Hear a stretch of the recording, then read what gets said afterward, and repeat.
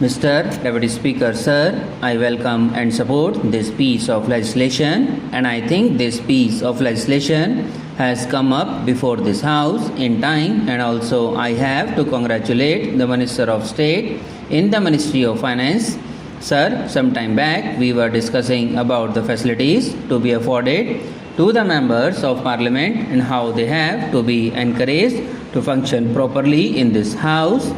I feel now that this is a very important piece of legislation. I also agree with many of the points which have been included in this bill, but some members have not availed of the facility of going through this bill, and that may be one of the reasons why they are not taking that much of interest or unable to take that much of interest in this legislation.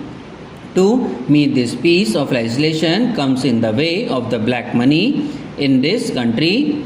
The Customs Tariff Act of 1934 as amended subsequently and now in the name of Customs Tariff Bill is nothing but a protection that is being given to the indigenous industries and indigenous products that are produced in this country.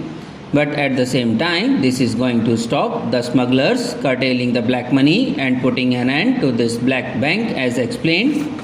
Sir, the Honorable Member has also said that though we say so many things about these smugglers and the control of the antisocial elements who are bringing in smuggled goods into this country, the question is how far the action taken by the government will prove efficient. Sir, during the earlier period, this bill should be given importance and topmost priority. Now we have read in the newspapers that a number of smugglers were arrested and who were solely responsible for bringing in smuggled goods into this country. The bill puts a heavy tariff so that these things are not imported into this country and indigenous production of these items may be encouraged. Once you stop the smugglers' operations, we expected that these articles will not be sold in public, but we are not setting the correct example. I would request the Honorable Finance Minister to see that the possession of foreign articles should be cautioned. If they are not able to give proper account, high tariff duty should be levied on them. When you are thinking of this bill, I think you are not only protecting the economy, but you are modeling the economy in the fashion that our Prime Minister has desired. The Prime Minister has said that we will have an economy where the gap between the rich and the poor will be narrowed. These people have what may be called a black bank. Whatever measures you may bring in, they have a loophole, and through that loophole they bring money in this country. The law is that money can be sent from abroad through Reserve Bank only, but these black bank people have a separate system. They send the money through some agency and they go on doing their business without any hindrance. This is due to the fact that the officials of the Customs Department are not properly implementing the legislation that is already in vogue in this country. From my experience, I can say that the tax administration is not enough to contain this disease, and we have a poor set of people at the top of affairs to check, control, or take proper action in this regard.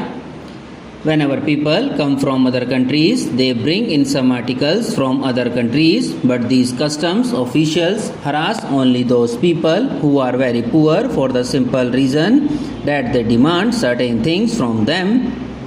The smugglers, who are the real black bank people, go outside every 3 or 6 months and bring lot of goods from outside, and these people bribe the customs people.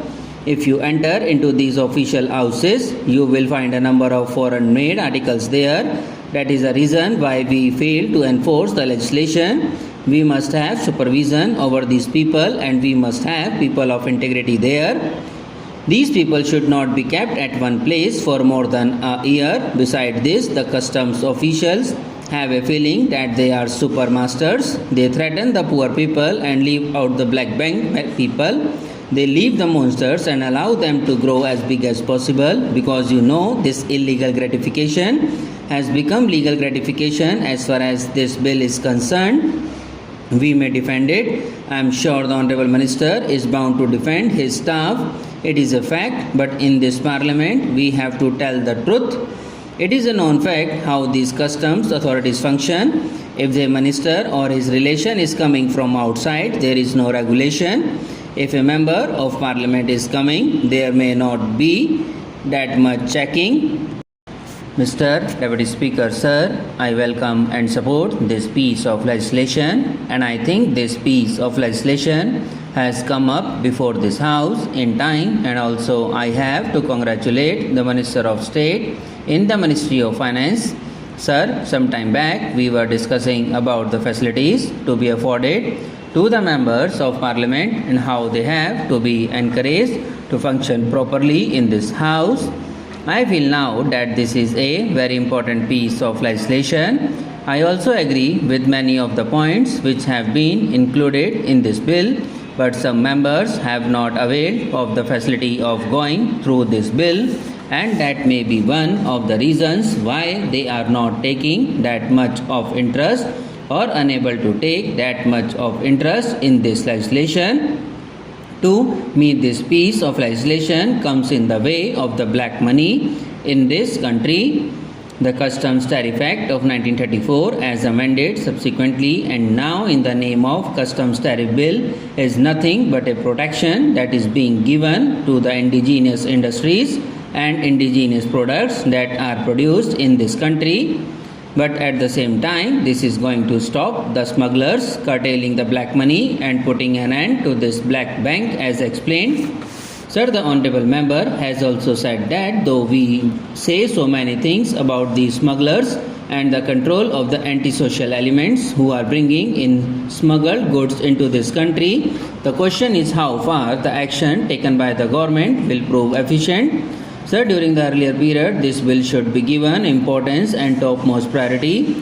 Now we have read in the newspapers that a number of smugglers were arrested and who were solely responsible for bringing in smuggled goods into this country.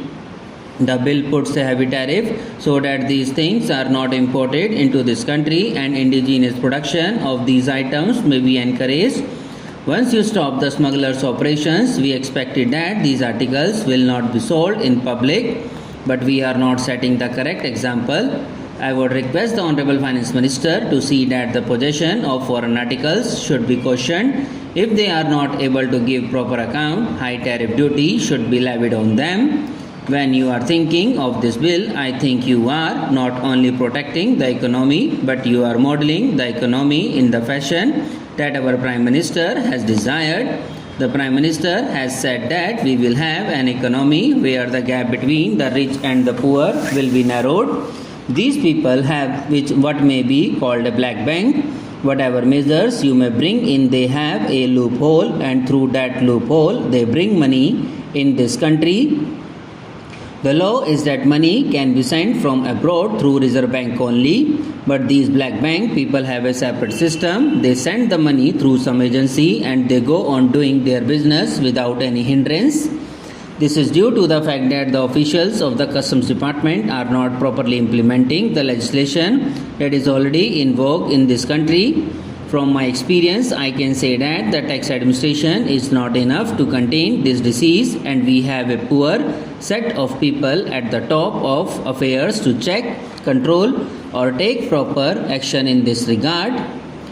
Whenever people come from other countries, they bring in some articles from other countries, but these customs officials harass only those people who are very poor for the simple reason that they demand certain things from them.